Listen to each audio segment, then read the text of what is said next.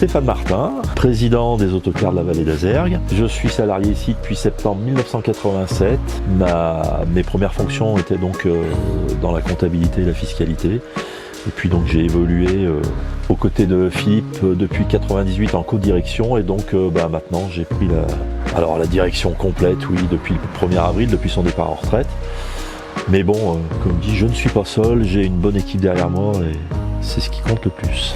Ouais, exactement, de toute façon c'est l'équipe qui fait la force et des salariés sans patron serait... Voilà, c'est une chaîne et tout le monde est dépendant les uns des autres et c'est l'union qui fait la force. Tout à fait. C'est une belle aventure humaine, hein. Je crois que si on fait ce métier, c'est surtout par passion parce qu'il y a quand même beaucoup de temps à y consacrer.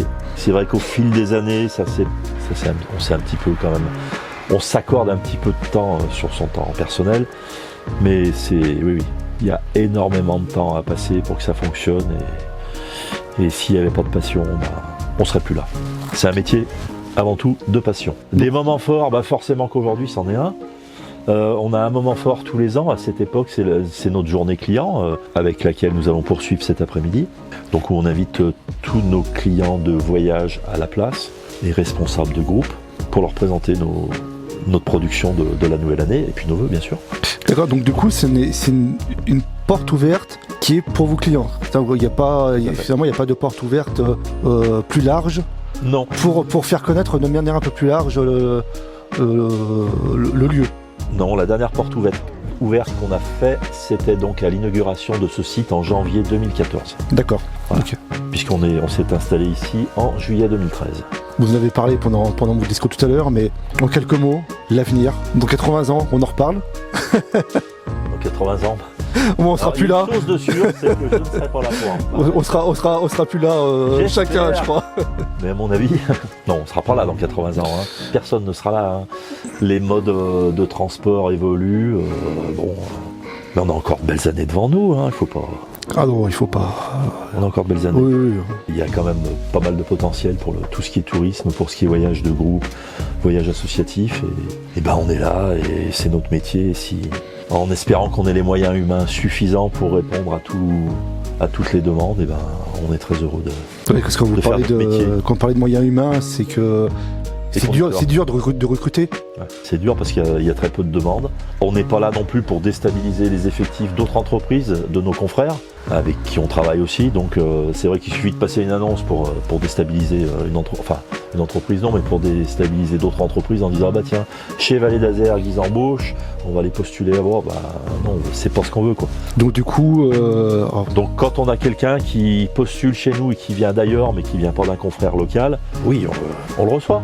Et puis on donne suite ou pas. Vous nous direz si vous voulez répondre ou pas dans ces points de détail, mais quelqu'un qui voudrait changer de métier, qui se dirait j'ai envie aujourd'hui de devenir conducteur, vous êtes ouvert à des profils comme ça en reconversion. Bien sûr. Du coup, c'est potentiellement des gens qui n'auront pas le permis. Comment ça se passe ?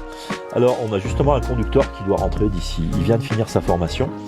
Donc ce sont des formations qui sont mises en place avec France Travail, ex-Pôle emploi. Ça s'appelle une POEI. C'est une formation qui dure plusieurs mois. C'est un titre professionnel qui donne donc à l'accédant à la formation, qui lui donne son permis et sa FIMO. La FIMO, c'est quelque chose qui est obligatoire, qui est en plus du permis pour pouvoir faire du transport public. D'accord. Donc on a eu déjà plusieurs candidats qui sont issus de ce processus-là et ça fonctionne très bien. Et donc on est bien sûr qu'il n'y a aucun problème. J'invite tous ceux qui ont envie de... pas tous ceux qui ont envie de changer de métier, mais tous ceux qui ont la fibre, semblent intéressés par ce métier à venir nous rencontrer. Et si ça se passe bien, au préalable, il y a une semaine de stage pour une découverte du métier. Et puis ensuite, si ça marche, ils sont pris. Donc il y a un centre de formation qui est pas loin, à Amplepuis. Ça se passe très bien. D'accord. Et vous seriez... alors, c'est peut-être pas une information que vous avez envie de communiquer, mais là, pour 2026, vous auriez besoin de... Nous sommes recruteurs. Ouais, vous êtes recruteur. Donc on a une personne qui rentre d'ici un mois, là, puisqu'elle a fini sa formation avec succès. Donc maintenant, bien sûr, on est en France, donc même si la formation est validée, tant que la personne n'a pas reçu son permis, son support physique de permis, elle n'a pas le droit de conduire. Oui. C'est la France, même si elle a le permis. Ouais. Et alors ça va un petit peu mieux, mais il y a eu des délais qui ont été tellement longs à une époque qu'il y a des gens qui ont eu leur formation et qui sont partis du métier parce qu'ils n'ont jamais reçu leur permis. Ça, c'est plus acceptable, mais malheureusement, c'est encore la réalité.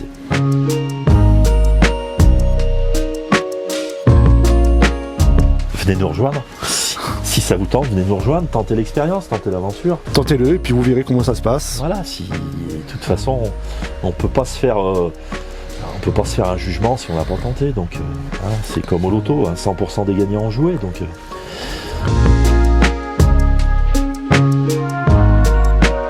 alors nous, on n'a pas encore, c'est en cours, hein, ça devrait arriver avant avril, mais tous nos cars scolaires seront floqués TCL aussi. Aujourd'hui, on n'en a aucun parce que ils ne sont pas venus les installer, mais ça va être fait. Hein, comme tous les cars qui font des services dans le Rhône pour le Citral, nous aurons donc un flocage TCL. Alors, donc, du coup, c'est l'image du réseau. C'est l'image du réseau. Et donc c'est pour les lignes scolaires. Pour les lignes scolaires et les lignes régulières. D'accord. Donc les lignes scolaires s'appellent maintenant des JD et les lignes régulières s'appellent des lignes bus. Donc l'impact, on a déjà eu les cars du Rhône, le Conseil général du Rhône, donc on sait que, je crois que c'est rentré dans les mœurs, hein. Ça fait partie du métier, on roule pour un réseau, donc il faut être aux couleurs du réseau et il faut l'accepter. Très bien. Est-ce que vous avez un dernier mot à ajouter ? C'est une ouverture aux nouveaux candidats qui viendront nous rencontrer. Donc c'est avec bien sûr on est recruteur, on cherche du monde, des gens sérieux et qui on espère on pourra leur donner la passion du métier, mais tous ceux qui sont susceptibles d'être intéressés par ce métier, on est à votre écoute, venez nous rencontrer. Merci à vous. Merci Stan.